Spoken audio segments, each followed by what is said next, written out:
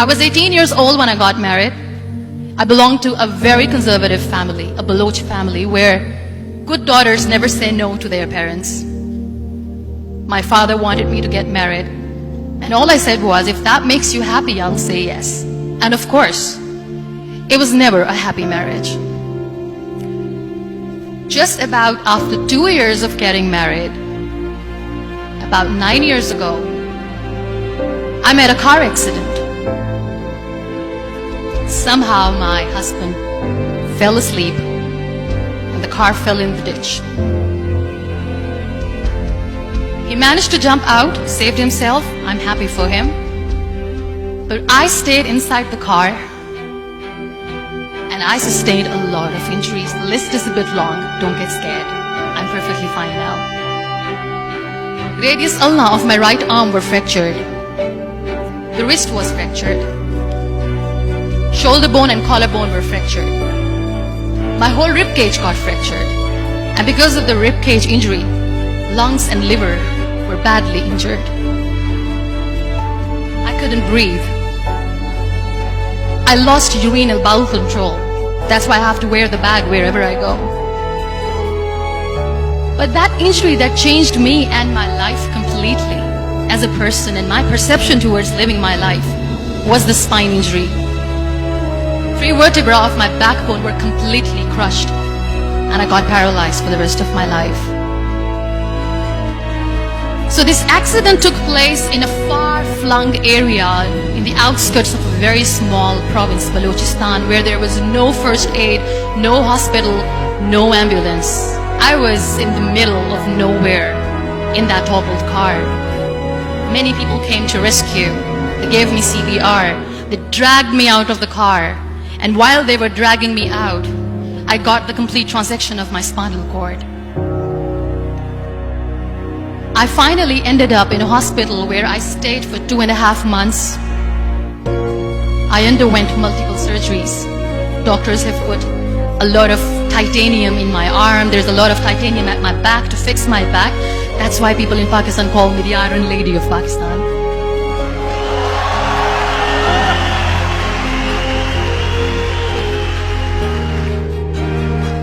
Those 2.5 months in the hospital were dreadful. I will not make up stories just to inspire you. I was at the verge of despair. One day, doctor came to me and he said, well, I heard that you wanted to be an artist, but you ended up being a housewife. I have a bad news for you. You won't be able to paint again because your wrist and your arm are so deformed, you won't be able to hold a pen again. And I stayed quiet. Next day, doctor came to me and said, your spine injury is so bad, you won't be able to walk again. I took a deep breath and I said, it's all right. The very next day, doctor came to me and said, because of your spine injury and the fixation that you have in your back, you won't be able to give birth to a child again. That day, I was devastated. I still remember, I asked my mother, why me? And that is where I started to question my existence. Why am I even alive? What's the point of living? I cannot walk, I cannot paint, fine, I cannot be a mother. And we have this thing in our heads, being women, that we are incomplete without having children. I am going to be an incomplete woman for the rest of my life. What's the point? So my mother said to me, this too shall pass. God has a greater plan for you. I don't know what it is, but He surely has.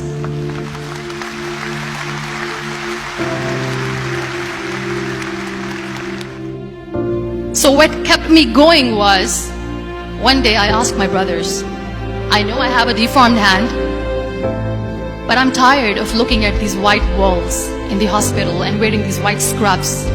I'm getting tired of this. I want to add more colors to my life. I want to do something. Bring me some colors. Bring me some small canvas. I want to paint.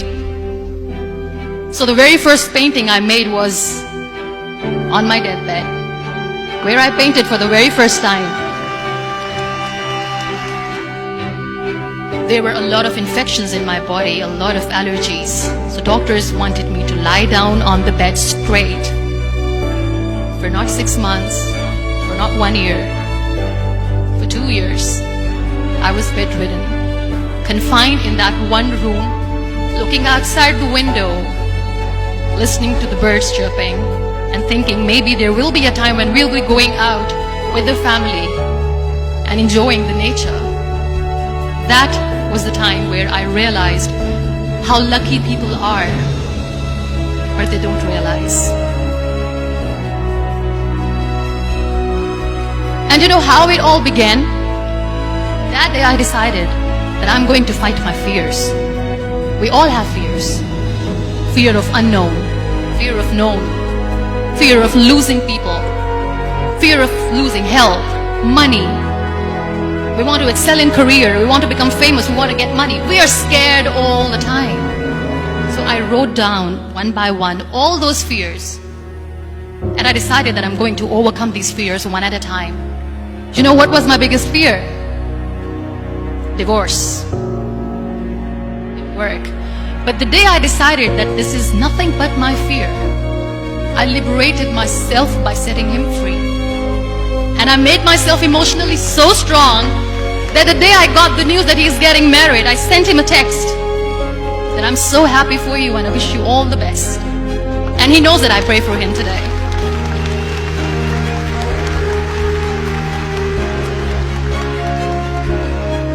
My biggest fear, number 2, was I won't be able to be a mother again. And that was quite devastating for me. But then I realized there are so many children in the world, all they want is acceptance. So there is no point of crying, just go and adopt one. And that's what I did.